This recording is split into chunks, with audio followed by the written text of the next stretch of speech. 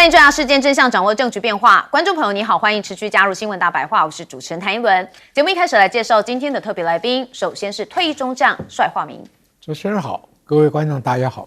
前驻纽大使谢文吉。主持人好，各位朋友大家好。以及资深两岸媒体人徐和谦。一伦好，各位观众朋友大家好。好，观众朋友，今天3月27号，那在美伊开战的第一天是2月28号。所以到目前为止已经是满1个月了。好，这场战争呢其实还在打。好，我们先带大家来看哦，这就是伊朗发动了第82跟83波的行动。好，所以我们有相关的画面曝光哦，是伊朗发起了动用飞弹跟无人机打击位于科威特、沙国、巴林跟阿联酋等海湾国家境内的美军基地。好，同时也对以色列相关军事目标跟核子基础设施来实施打击。他说，已经有17个美军基地被摧毁，那有能力摧毁特拉维夫跟海法。好，所以伊朗呢特别强调说，他们地区之内已经有17个美军基地被摧毁了。那这是以伊朗的这个武装部队的发言人说，这17个美军基地被摧毁。那在这场冲突当中，以色列有1321人死亡，好，美国则有6到800人死亡，是将近5000人受伤。好，这数字哦，跟过去美国跟以色列拿出来的数字比，确实幅度落差蛮大的哈。好，所以呢，大家也就好奇美方这边有没有什么说法呢？那目前哦，美国跟以色列都还没有对伊朗所说的这些伤亡数字获得证实。好，那《纽约时报》在3月11号其实就有报道说，从美国跟以色列对伊朗发动军事行动以来，已经至少有17处的美军这个军事基地和其他设施在伊朗袭击当中遭到受损。好，其中有一些地点更是多次的遭到袭击。不过我们也看到白宫最近啊，他们的这个社群网站官方的社群哦，发布了2段神秘又诡异的短片。好，这短片哦，大家待会可以听一下哦，因为它里头有一个这个女性的声音哦，那说很快就要发射了，对吧？好，我们来听听看。It's launching soon, right? Yes. So cool. It's launching soon, right? Yes. So cool. 好，你有听到啊？就是有一位女生低语的说，那当然现在有人猜测哦，是官员释放隐晦的信号。那因为当前局势很敏感哦，所以不免联想到这可能是美国即将发动攻击。但是网友都在问说啊，这到底是被害还是暗号？现在还无从得知。但是有相关的影片流出哦，这个讨论度当然是满满。那现在川普好像不耐烦了，他正在警告这个伊朗啊，他说快点认真看待哦，就说这个结束战争的谈判，否则等到为时已晚，情况不会好看。那川普就是这样嘛，哦，得不到他想要的，不在他的这个想要的节奏上面哦，他就说人家，警告人家。好，那他当然坚持说啊，美伊的谈判很顺利哦。那你看他讲话，一下又说为时已晚，又说谈判很顺利，他也是自打嘴巴嘛，哈。好，那他说哦，美伊之间的谈判非常顺利，有许多的媒体发布了错误的声明。好，那卢比欧当然也是挺川普嘛，然后他就是要跟川普同一条这个心。他说啊，美国跟伊朗谈判哦取得了进展，但是他不会透露相关的细节。不过伊方啊，就向美方有发出警告啊，说啊，这不是谈判或对话，而是资讯交流。说伊朗拒绝美国提出的停战方案，而且提出他们自己关于停战的5项条件。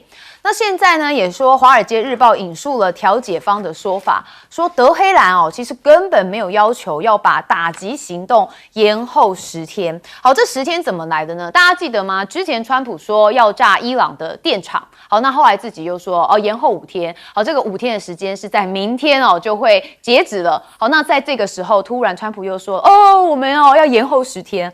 所以你可以看到嘛，这就是像是放羊的孩子哦。所以川普说的话一直不断的帮自己做解释。那当然，伊朗这边说他们没有这样的要求。那虽然伊朗官员也确实表达过对谈判是有兴趣，但是该国的领导层尚未介入，有做出这个最终的决定。所所以目前的僵局不是如川普所言的进展顺利。好，那伊朗的资深官员也补充说川普看起来就是不诚实，所以我们从未针对美国可能的攻击行动提出任何暂缓的请求。好，我觉得双方就是有点在玩胆小鬼游戏那常常都是川普自己先丢起来好，那当然现在波湾国家也是非常无奈啦，卷入了这一场战争我们看到了阿布达比遭到了飞弹空袭，还酿成了2死3伤。好，那我们看到阿拉伯联合大公国的首都阿布达比呢遭到飞弹攻击，这是一些这个照片那虽然防空系统成功拦截，但是有一些坠落的残骸嘛，还是造成了这个2人死亡，还有3人受伤，甚至还波及到周遭许多的车辆。那现在波斯湾国家很希望美伊赶快谈判那控伊朗收赫姆兹海峡的通行费，他们认为不合理。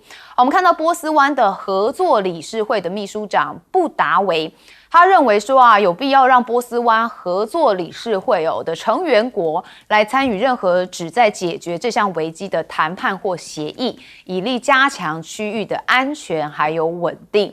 好，那波湾国家其实对于川普的谈判是蛮冷感的，他们认为一切都很徒劳啦，但是最哀怨的是每次你们这个要打战，我们都无缘无故的被卷入战争好，波斯湾国家对川普的话是否真诚同样也充满了疑虑跟不信任，而且都抱怨说每次谈判不成，那他们都被卷入了战火。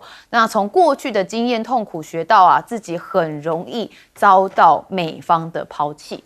好，我知道波湾国家其实对于美方就是又爱又恨他们知道常常会成为美方的弃子但是又不得不寻求美方的保护我觉得这种感觉实在是很情勒好，我们看到一开始的82、83波，我们一样先问介大使。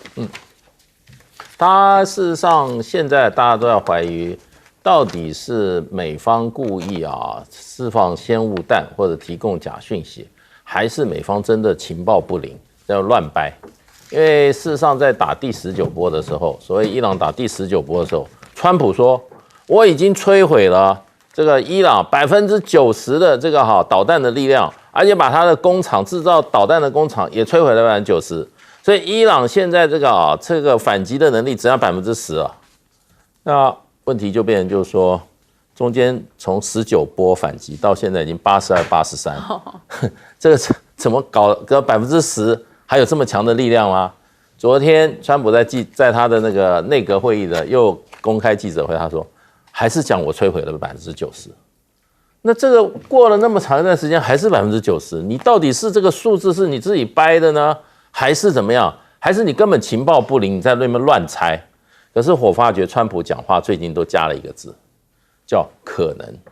Probably， 他以前都没有讲 probably， 他昨天的所有都 probably， 下次讲 maybe， 下次 maybe 加了一个形容词，然后他强调这个东西这个基本上美国已经把伊朗已经打得已经遍体鳞伤，都不能再打了。他说海军没了，空军也没有了，然后那个导弹能力跟他的工厂也被打掉，也被打掉90%了。然后他昨天没讲，前一次有一次强调说，他们现在内部的这个所谓的他们内部的这个联系的机制也被我破坏了。也就是说，伊朗比如说24个省这各省都搞不清楚对方在干嘛。可是我们看到伊朗现在这个表现，你觉得川普讲的是真的吗？对，然后川普最近他有一句话又讲得很多，他都讲别人是什么？别人是病了。他说因为什么？讲了半天讲不出理由。他说因为 he is sick， 他说他病了。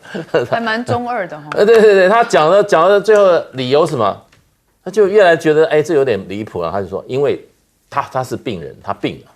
所以现在川普的讲话感觉上我觉得可信度就我来讲的话，我不太愿意听他讲，而是我觉得他的讲话都是怎么样，为了情势讲出对他自己有利的事。他曾经讲说，我们现在美国石油1加仑1.8块，后来我最近就是一直在打听1.8块，没有人告诉我加州都跟我讲，我们现在1加仑6块。那他那1.8块在哪里呢？难道他白宫自己有加油站1.8块吗？自己讲，自己讲的，他的加油1.8块吧。所以他常常讲，我们美国现在是黄金时代。可是很多美国朋友就说，美国的物价已经贵到真的难以忍受，难以去想象了。他说现在怎么办呢？说真的，一般中产阶级都已经很难过了，富人无所谓，富人还可以继续炒。可以现在就是说，我觉得川普在这场战争中里面，他发挥最大他个人的战力就是怎么样，就是谎报战情，然后让这件事情继续怎么样，表示他还是在胜利的一方。然后他一直讲说，怎么会伊朗你们那个，他说他 New York Times 是假新闻，他说这个根本就没有在谈判，伊朗根本不跟我们谈。他怎么会这可能呢？伊朗非常想跟我们谈，对不对？那现在他们我们现在就是说在逼他接受我们条件。然后 Hegseth 还讲了一句话讲得更妙，我们是在用轰炸在跟伊朗谈判。能和就不要打，要打就不要和帅将军，他打了半天只能用轰炸。哎，这个那哪有要喊？这个问题，他谈判的条件都不成熟嘛。是，就是说人家伊朗真的想要跟你谈，才有谈的希望嘛。这个问题在哪里呢？我觉得，开战的第一天，我们都感觉到，哎呦，48个高阶层都被铲除了，那伊朗的部队应该是群龙无首吧。可是我观察了1个礼拜，我的感觉，无论他作战的方式、飞弹、无人机的配比、攻击的目标，我就发现我在你们节目也讲过，打的是有为有守不是像想象中间的一片混乱你看他首先下手先不是打什么重要的东西，他先打这个预警雷达。预警雷达打完以后，你的远程预警就没有了，就剩下萨德的中高层的防空。结果用很多的无人机跟飞弹把你萨德也搞掉了飞弹消耗很多，雷达站也被打掉了。最近连低空警戒的哨兵雷达也给你打了。好，当你雷达被打过以后，后面的攻击目标就越来越精准。就是说它后面那么多轮次什么79轮80轮，它不需要用很大量的飞弹它精准打击可以收到很大的效果。你看他的打法很有想法的。在中东这些波湾国家里面，美军基地最多的是阿联酋，所以阿联酋挨揍挨得最凶。那美国20几个基地已经被伊朗干掉17个了。好，那他打以色列的方法更妙。最近他打以色列，一个是特拉维夫、海法这些重要的都市，他每7个小时打一波。你知道什么意思吗？除了实质上的破坏以后，对人民的心理有压力，非常大的压力。我在军校做错事被学长罚，他不告诉我什么时候罚，我等待那个时间比被罚的还要煎熬。你看以色列小老百姓他在动摇以色列人民的心。他怎么按照特拉维夫按照以色列的公司上班时间呢？他要看你那边什么时候来，我就要躲警报那我等到7个钟头，结果他打的是隔壁城市，我又没办法上班，对不对？所以这种压力他是干什么？除了造成你毁灭你以色列的这个民心士气以外，间接抽掉了纳坦雅胡的民意支持。现在以色列老百姓不愿意打。第二个，以色列的经济受严重的损伤，你通通没有办法运作嘛，对不对？第三个，以色列现在纳坦雅胡急的美国大腿一抽掉，以色列就要接受所有什叶派的国家，连叙利亚、伊拉克、黎巴嫩、胡塞、伊朗，他们这个所谓防御之湖对你的攻击，没有美国的介入的话，以色列很惨。所以以色列最近几次的作为就是，等到川普要谈的时候，他就使坏，他就猛烈攻一下，又给伊朗一巴掌，伊朗还会谈吗？对不对？不谈，他就破坏你谈判。所以纳坦雅胡现在很紧张，战争一停，他马上是战犯了，他可能就总统大选一输就坐牢。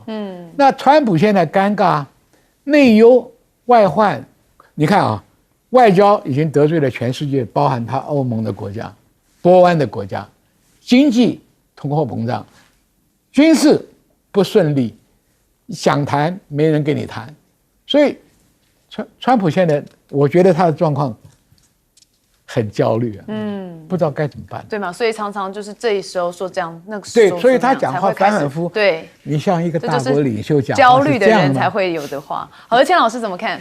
是这个，昨天川普说再延10天啊，他威胁要对伊朗的最大的这个电厂进行打击的这个威胁再延10天。那我们姑且大概可以理解，就是说可能双方的信息交流正在走向一个彼此还在试探、还在交换信号的程度。那昨天啊，美国已经提出了一个洋洋洒洒的15项的对伊朗的要求。那伊朗昨天也通过了通讯社放出了以不具名的方式放出了四五项这个重要的诉求，包括美以必须停止侵略性的暗杀行为。那这个我们非常理解啊，就是说这个暗杀跟这个斩首活动确实对整个伊朗的指挥链造成很大的侵扰。那第二呢，必须制定具体条件以确保战争不再发生。因为去年6月美以才刚打过一场12日战争，然后那时候虽然停火了，但是不到1年战火重演。所以伊朗这时候要制定具体条件啊，我的理解可能是想引入一些大国保证的机制。就像乌克兰现在要求美国或要求北约的其他国家说，我跟俄罗斯和谈可以，但是如果谈下来了一个 deal， 你们要给我一个保证机制哦，确保战争不再重演。第三呢，伊朗说要明确对伊朗的战争赔偿，那这个大概是为了提而提啦，美国应该是不会答应，因为你真的提了之后，这个美国就要去承认说这个战争是不道德的。我如果是占上风，为什么我还要赔偿呢？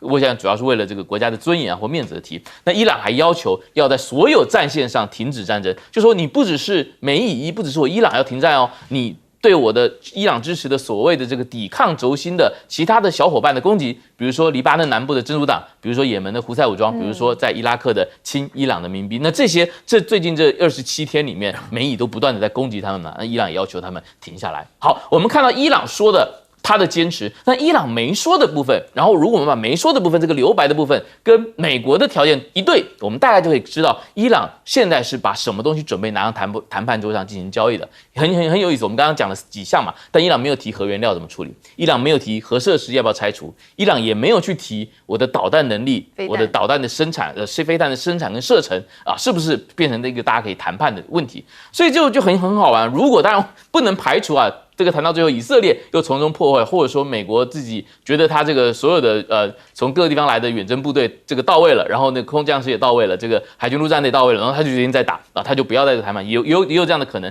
但如果是真的要谈的话，双方有足够的诚意，我觉得有可能最后真正的这个博弈就会出现在核原料要不要。这些浓缩铀要不要转移出伊朗的境内？核设施要不要拆除？现在很多的坑道被美国炸毁了。可能一半，然后再来就是说伊朗的导弹能力，他最近秀肌肉说，我有4000公里的射程的能力。那未来这些东西是不是我愿意自主的减半或自主的去销毁这些对于整个欧洲都有威胁的这些射程？那我想这个我们可以继续看下去。好，但是看下去要看多久呢？因为这一场战争牵动是全球，包含能源的问题。好，我们休息一下，回来继续谈。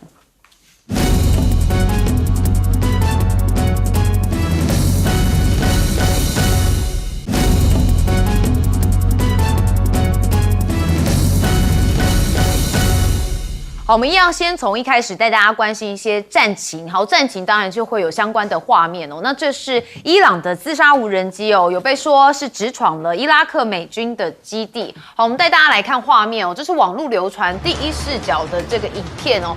有一架这个无人机看到吗？低空直扑停放在防爆墙内的 HH-60M 的医疗后送黑鹰直升机。好，画面在引爆前就中断了哈。好，那当然研判直升机已遭命中，那这成为已知首例的此类攻击案例。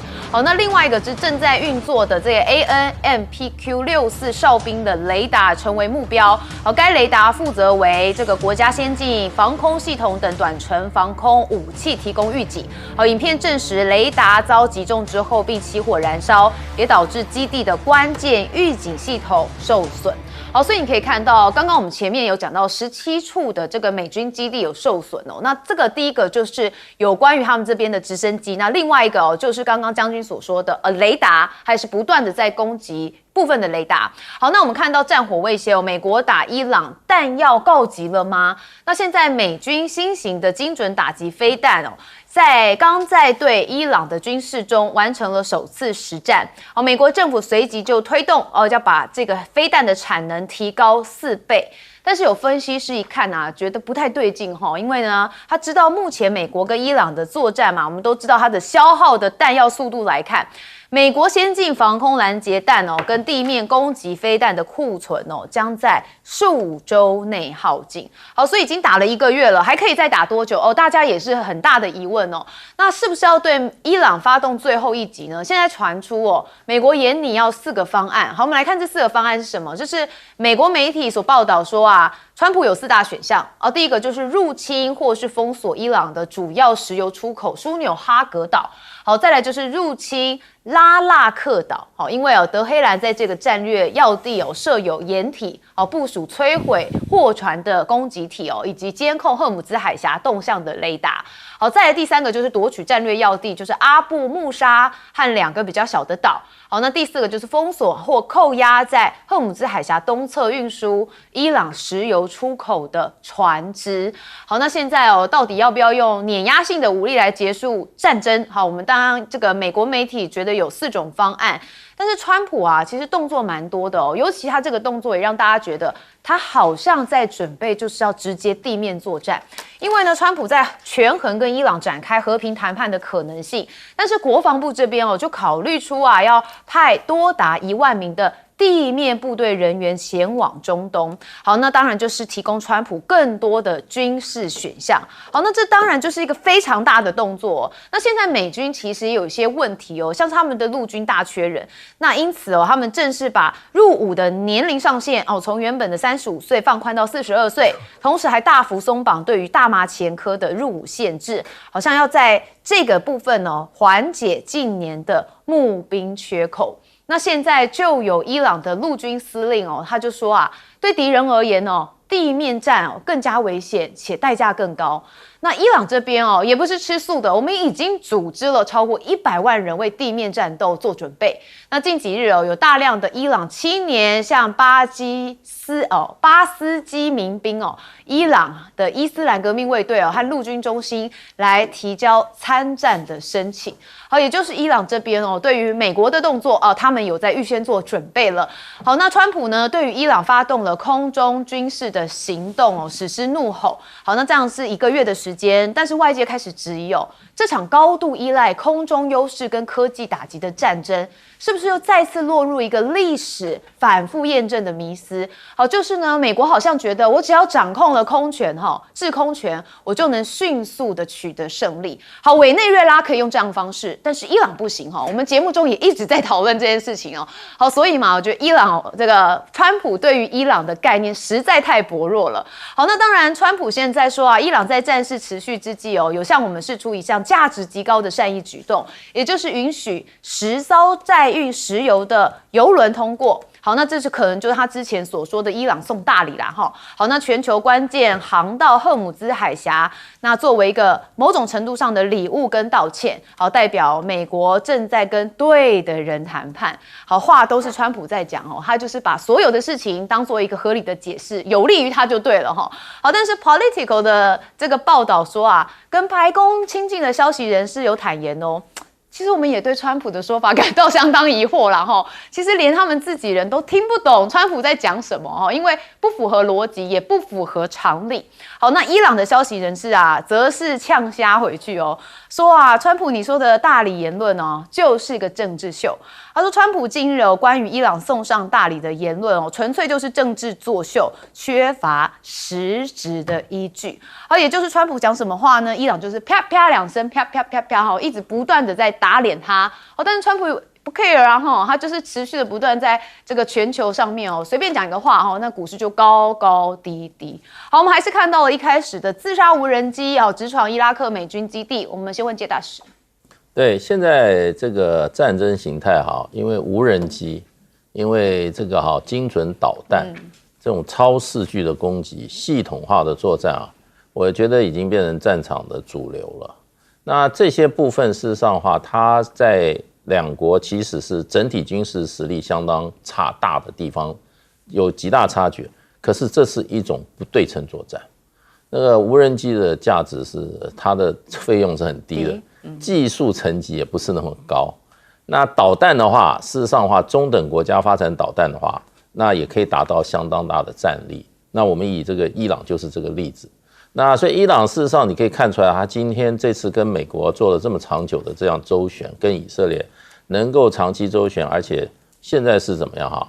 化劣势为优势，慢慢好像有一点反败为胜的这样。其实靠的就两样东西啊，一个就是无人机，一个就是远程，就是说啊，这个比较精准的导弹，那是中程导弹，因为中程导弹是500到5000公里之间的射程的，那中程导弹要靠这两样东西。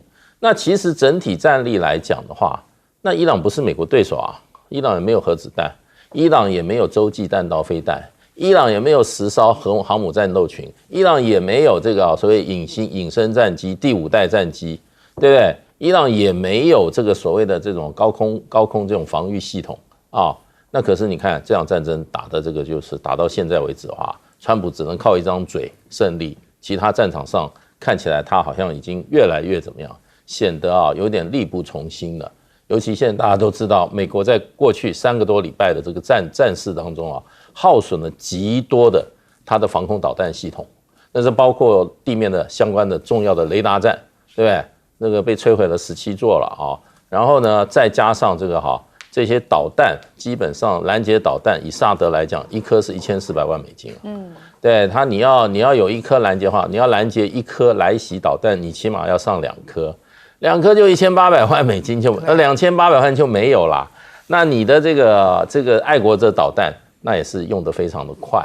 所以现在看起来，那伊朗是用不对称的战力取得了战场上的优势。那美国的优势是什么？美国优势是核子弹，对不对？能用吗？你不能用啊。你第二个，你的航母战斗群，你有10个航母战斗群，可是你能到陆上吗？你只能在海上。你还是用你的上面的什么远程打击？那远程打击的话，伊朗如果说是小国的话，那被你打得坑坑洼洼的。伊朗164万平方公里的土地，而且大部分是这种高原，然后高山地形。你这个看起来你的10艘航空母舰能够发挥战力有限啊，那要靠什么？就要靠陆军。美国的陆军，那美国一个陆军身上的装备就是人家那种小国的不要多少倍的那种价值了。这边又是夜视镜，又是瞄准器，又是防弹衣、防弹背盔，什么都是最先进的，你能用吗？对，你美国几十万大军陆军的话，你现在也只派了多少？要派5000人啊，7000人，对不对？你的这个陆战82师，你的那个伞兵部队到现在降落了没有？也没有啊。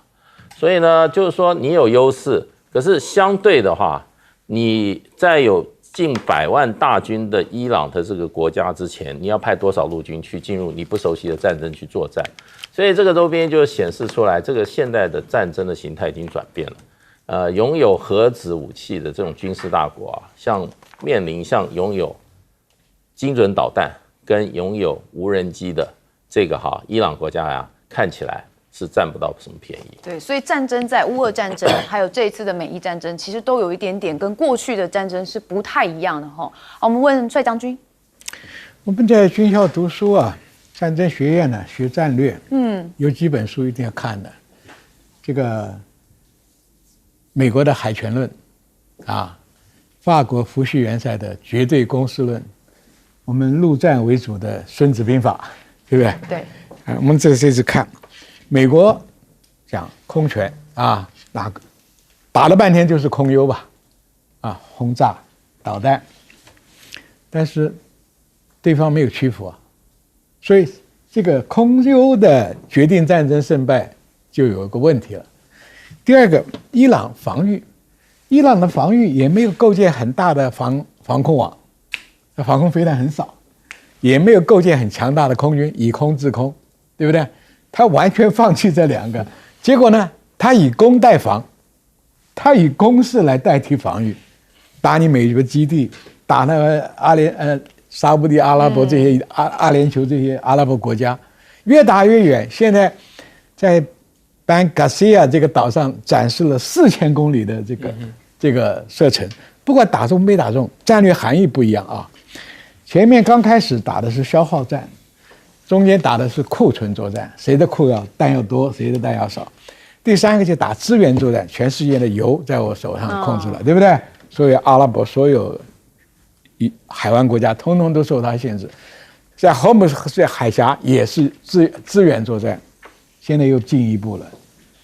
我这个4000公里啊，可以打巴黎，可以打伦敦。警告作战，参战国是不是越来越多啊？是。刚开始的时候，以色列、美国、伊朗，后来把阿联酋的7、8个波湾国家加进去了。现在把德国、法国，你们想替美国打边鼓的话，你小心了。我打你的观光胜地，我的天哪！观光胜地只要挨一发，不要说打死人，都打死人，没有观光客来了。对，所以这个东西啊，我们讲它的这个层次啊很特殊，以攻代防啊，库存战，这个资源战，跟全世界，对吧？所以美国只有放空话，他说。荷姆斯海峡开放了这个航道了，是送给我的大礼。那伊朗就好笑了，我要送你大礼就开放让以色列的船过嘛，让你美国船过嘛，我让的都是你看不顺眼的国家的油轮过，什么印度了、中国了、俄罗斯了，对不对？这哪叫送礼啊？这是给你又一巴掌啊！这些国家的油我让他走，让苏联得到经济的支持，那俄乌战场上打得更凶。这哪是大礼啊？这是一个大耳光啊！所以川普的大话真是好，就是世界上你们都是傻子，我讲了你们就信，美国就有很多傻子会信。所以打了川普的耳光，然后打川普还好痛好痛但是对，我赢了，有这种感觉，我赢了。好，你看我脸皮多厚。是到底在真正的谈判进入深水区之前，美国会不会有最后一集啊？刚刚这个议论也介绍了，美国正在研拟几种方案。那其实这几天啊，国际航运界有一个有趣的名词叫做德黑兰收费站。它讲的是什么呢？讲的就是革命卫队现在在霍尔姆兹海峡它建立的一个过航的收费机制。原本呢，这个船啊经过霍尔姆兹海峡的时候，大概是走这个水道的中间，但现在革命卫队就要求所有的船只你必须往北开一点，然后你要通过伊朗的领海，然后经过伊朗在那边有一个最大的岛叫格什木岛，然后旁边有一个小岛叫做拉拉克岛，就刚刚一轮讲的。那在格什木岛跟拉拉克岛之间呢，水道非常狭窄，然后呢，你要过去的船，你就要先通报革命卫队，然后交费。然后再来叫做地缘政治审查。什么叫地缘政治审查？就是说交战国、敌对国，对不起，你的船就不能过了。那你其他的中立国家或者是看上去友好的国家，对不起，我还要穿透一下你的股东、你的船东到底是哪个国家的，然后你运了什么货物，然后你这批物资要送去哪里，他要做一个全面的审核，然后过了才要求你，然后就派出这个引水艇来引导你这个商船或者是游轮来经过这个所谓的德黑兰收费站这个狭窄的水域。所以刚刚说啊，这个美军有可能去打拉拉克岛，我觉得它的用意除了说拉拉克岛上面有一些这个 bunker， 有一些这个有一些能够 host 潜舰的一些地方，对吧？核心的就是它要去破除这个革命卫队现在勉强建立的这样的一个新形态的收费机制。那另外一种可能呢，我们讲到阿布穆萨岛。那阿布穆萨岛跟邻近的岛屿啊，就说其实旁边就2个岛了，就大通布岛跟小通布岛。那这3个岛屿其实是伊朗跟阿联酋它有主权争议的。历史上，阿联酋认为说这3个岛是我阿联酋的，英国殖民结束之后应该归我阿联酋，但是伊朗实际把它占据了，所以美军也有可能通过打这个岛，然后它的用意什么？是把阿联酋也拉进这场战争。那如果阿联酋拉进之后呢，沙特也就因为沙特其实跟阿联酋在过去这么，尤其最近10几年吧，一直在互别苗头，谁要当这个？当然传统上沙特是大哥，沙烏地是大哥，然后阿联酋是二哥，但是两方一直在明争暗斗，非常的凶啊，包括这个产业的进驻啊，国防的实力的增加，或者在国际上左右逢源。所以如果阿联酋因为美军去打阿布萨姆岛跟这个大小通布岛而被迫卷入了这个战争的话，那可能沙特也会骑驴下坡，也会这个就很快的跟上来。所以这个战略的意图也蛮有意思的，我们可以看看，如果美军要做，是不是要冒一定的风险，但是呢，他去改变整个伊朗目前感觉还能控制赫尔姆斯海峡的态势。好，那确实哦，这个战争感觉还真的蛮复杂的哦。好，我们休息一下，马上回来。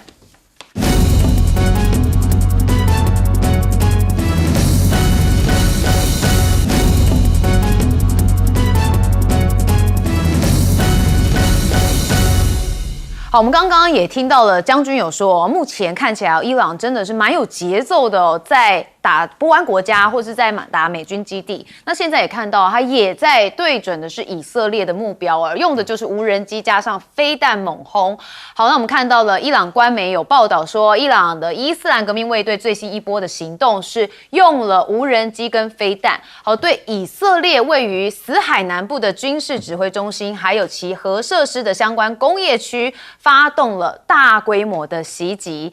好，甚至伊朗现在也全面开战哦，他就直接跟邻国的饭店说，你不准接待美军哦，否则你也是合法的攻击目标。好，我们看到他们是向中东各地的旅馆经营者发出广泛的警告，说如果你们把美军人员安置在饭店或是其他的民用设施当中，这些设施哦可能就会被视为合法攻击的标的啊，不排除会对他们来发动攻击。好，那美以连番的攻击之后，还客气什么呢？哈，现在伊朗的内部浮现了，干脆我们直接永和吧，哈。好，这是路透社报道说，伊朗的国内消息人士说，随着美国跟以色列对伊朗的攻击升级，好，那强硬派内部也很激烈的辩论说啊，德黑兰到底是否应该寻求发展核弹？好，相关的讨论已经变得越来越大声，也越来越公开，也越来越强硬。好，那以色列当然也是说啊，我要把这个伊朗摧毁才达成我的目标。所以呢，以色列的国防部长卡兹啊，他就说，德黑兰的海军司令他已经被我们这个海军司令、情报主管等等已经被我们歼灭了有多名的高层官员都身亡了。那这个卡兹呢，就特别讲到德黑兰海军司令就是直接负责在赫姆兹海峡布雷封锁航道恐攻行动的元凶。他说啊，军队将会追捕你们并且将一个一个消灭。所以你可以看到，以色列刚开始跟美国是一起歼灭了48、49位的高层，那后来又歼灭了相关的人等那看起来以色列是比较信斩首行动把高层通通的都歼灭之后，他可能还是认为会瓦解。但是我们之前讨论过，这个伊朗有这种板凳文化其实替补选手很多啦那目前也看起来确实伊朗的政权并没有垮台嘛。那回到17时代嘛，因为以色列扬言摧毁伊朗，我们看到以色列目前的一举一动似乎都没有要轻易的跟伊朗或是黎巴嫩真主党停火，除了已有的特种部队现身黎巴嫩南部境内，以色列最新还宣布要扩大在黎巴嫩南部的安全缓冲区。好，黎巴嫩人很不安的是这以色列也批准要把预备役的征召上限从28万人提升到40万人。好，那川普现在呢跟中国大陆之间的关系究竟是如何？我们先看到伊朗封锁第二海峡，那川普恐怕就会面临了石油的新震撼。好，那第二海峡是什么？其实我们大家现在知道的都是赫姆兹海峡已经被伊朗控制了。那另外一个海峡就是曼德海峡，因为它现在变成了中东石油进出市场的一个替代航道。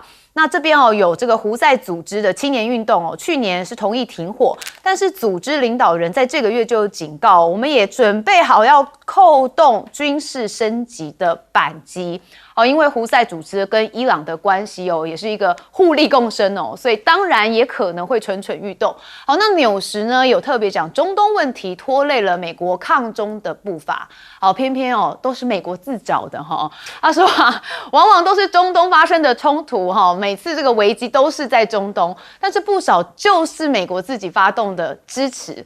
好，那华府的智库专家库珀则说这场对伊朗的战争凸显了美国要聚焦亚洲有多困难。那即使美国希望能够把这个降低中东在区域优先的顺序当中拉回，但是华府最终仍反复被中东的冲突给拉回去。那现在美国学者说你看中东的战火又让习近平占上风了吧你分身乏术，反而让他们壮大了实力。好，那路透则说，官员称中芯国际供伊朗的军方晶片制造设备。那当然也有人是觉得美国这时候还讲到中芯国际跟伊朗的问题是不是要拖中国下水？好，那我们看到了一开始也就是刚刚说到的，他们也打击了伊朗的一些核设施。我们一样先问杰大使。我刚看这边有一个报道是 New York Times 纽约时报。我这个不久以前看到川普的记者会它里面特别指出来 New York Times fake news 假新闻。所以美国总统认证的这种新闻机构哈，基本上是假新闻。我以前也问过美国朋友，我说你们这些新闻都被你们总统认证为假新闻了，我们到底能不能信啊？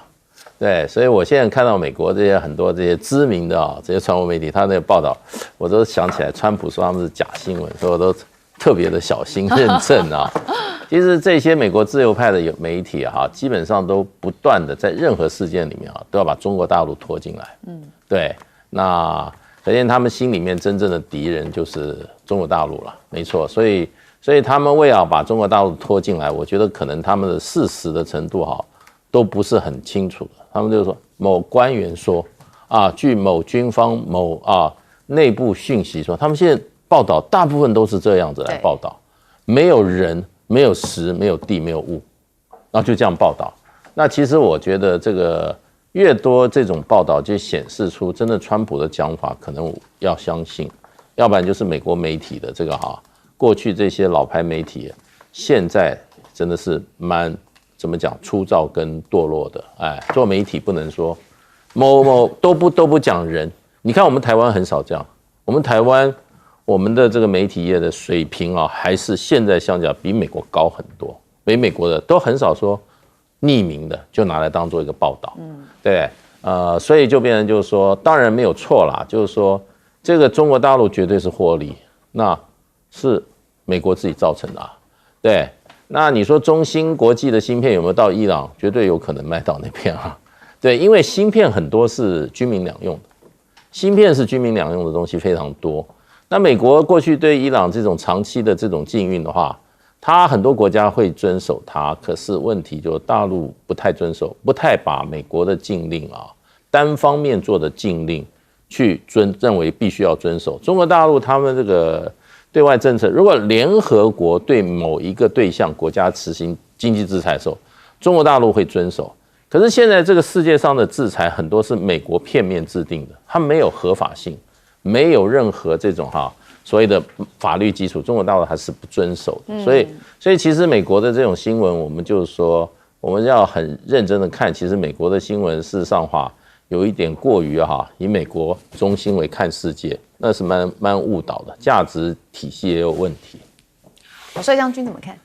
我想给观众分析一下美国现在的状况。好，这个美国大概从2000年开始，它的建军的步骤重点放在反恐。你看对宾拉登伊拉克啦、科威特啦这些战争，这些战争里面就不需要，他认为他的武器已经是超强了，他就没有再投资再发展新的。所以在这个战争里面看起来，将来跟中国对比来讲，美国当年退出中程导弹，现在就赶快要弥补。中程导弹是像这种战争里面用的最多，你看战斧飞弹是美国打的最多了嘛？那你看看中国大陆的东风系列有多少型号都是中程的。所以你看这军武科技中国从2000年参加 WTO 以后，经济突飞猛进，经济有了实力，军武科技就突飞猛进。所以现在东升西降的态势从这边开始的。所以美国因为反恐作战呢，它的小部队、快速反应部队都很精锐，什么海豹了、绿扁帽了，这个突击队了，这些东西它都发展得很。所以他今天斩首这个，明天斩首那个，或者是去解救人质，这是他表演的这20年。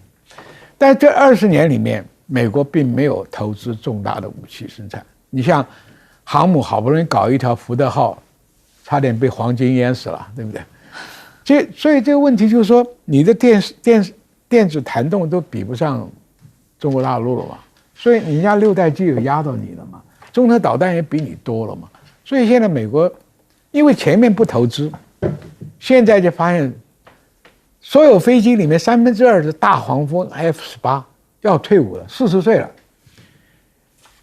F-35B 保养费太贵，而且妥善率低。这个你跟中国大陆新代的飞机5代机、4代机、6代机，你没办法比了。你退伍要花一大笔钱去做新的。是。第二个船，中国大陆那个船跟下饺子一样下，你美国的船，航母平均年龄快40岁了，都是要退了，对不对？所以这个问题就是说，这国家的走向，中国捡到一个大便宜，进入 WTO 经济突飞猛进，军武突进，又不跟人家打仗，国力存储了越来越多。你美国天天在消耗，在反恐战争消耗，然后武器又落伍了，所以这个东西我们观察，不是说意识形态上东升西降的问题，它实际上我们军事家看嘛，你有没有替换能力，你有没有补充的能力？现在连航母或者军舰要去维修的船坞都没有啊。看到它窘态了。我觉得美国很像一个资优生哦，就有天赋异禀，但是又不长进，然后就会越来越差，有这种感觉。何谦老师是，其实刚刚讲到这个中美之间在这场战争中的角色，那我想中国大陆现在有一点在战略上以逸待劳的这种态势。为什么呢？因为一场热战正在进行，那大陆它并没有这个身处其中吧，也既不是美国的盟国，也不是也跟伊朗它没有这个军事互相的攻守的协定啊，所以它其实可以比较抽离的和客观的去看，包括美军它作为一个全球部署的军队，它现在跨战区的军事调度的逻辑、军事调度的方式，美军弹药的库存消耗的速度啊，它的板凳有多深啊，库存有多深，再来呢就是美军的各个军兵种的战绩，你现在就实打实的，你得拉出来练啊，拉出来打，那当然。中国啊、俄罗斯啊等等其他的国家，印度都在看着。再来就是美国所号称的各种高精尖武器，它是实际的性能跟参数。那我们现在在这场战争中，那我想中国大陆以及其他的国家也都是张开的这个把眼睛张得很亮，耳朵竖得很高在听啊。那最后当然还有美国的全球盟友协作的结构是不是受到动摇？包括我们看到北约现在国家，它虽然同意北约用它的欧洲国家的基地来为美军去中东执行任务，来提供后勤跟补给的这样的功能，但是北约的军队是不愿意直接参战的。那在东方，我们看到韩国李在明总统前2个礼拜就说，那把我的6套萨德都搬走了，我反对也没有用啊。他要搬走这些萨德，不用跟我商量。那日本首相高市早苗刚刚去了白宫，但是日本首相高市早苗他就被迫的去承认，就是说在日本现行的安保法治的体系下，日本的自卫队没有办法派出船舰到战区去跟日本无关的一个地区去作战，甚至说连美军如果是在中东被攻击了，那对不起，日本也不能用所谓的存亡事态危机或者是武力攻击事态来这个升高介入的态势。日本现在能做的就是说，我们等战争结束之后，我可以派几艘舰去扫雷，以扫雷的名义远征中东。但是我们可以想象 Trump 的这样的人，他一定会跟高市早苗说，我都打完了，你来干什么？对不对？不够，对你不够，或者你干脆别来了，我不需要你啊。这可能是 Trump 这个的反应。那么接下来啊 ，Trump 昨天也说了，5月14号、15号要到中国大陆去，那其实也就给这个战争要升级还是降级设了一个时间线。因为其实大家从国际政治常识来说啊，从川普他其实很难在技术上很难在一场战争你还在炙热的进行当中，每天总统要下大量的战略决策或这个战略判断的时候，你人在外国，特别是跟中国大陆这么一个跟美国处于高度对峙跟强烈竞争的国家，你去那边你的通讯安全就没有基本的保障。所以要么那个时候5月14号、15号，要么战争已经停了，要么呢这个伊朗已经垮了。就说对川普来说，最好的选项就是这2者其一。如果是还在边打边谈，像现在这样的态势到中国大陆去，那显然中方是站在战略的主动上的，他可能可以做一个示好的姿态，或者甚至做一个居高临下姿态，说：“哎，你打得怎么样啊？需不需要我来帮你调停一下？”那其实中国大陆这几天动作也很多啊。3月26号，光是昨天我们就看到2条新闻，一个是中国大陆的外长王毅跟加拿大的外长，加拿大跟美国是非常亲近的盟友啊。那虽然之前在这个达沃斯的时候，加拿大总理对美国有很多的意见，但这一次加拿大是支持美军的行动的，道义上支持。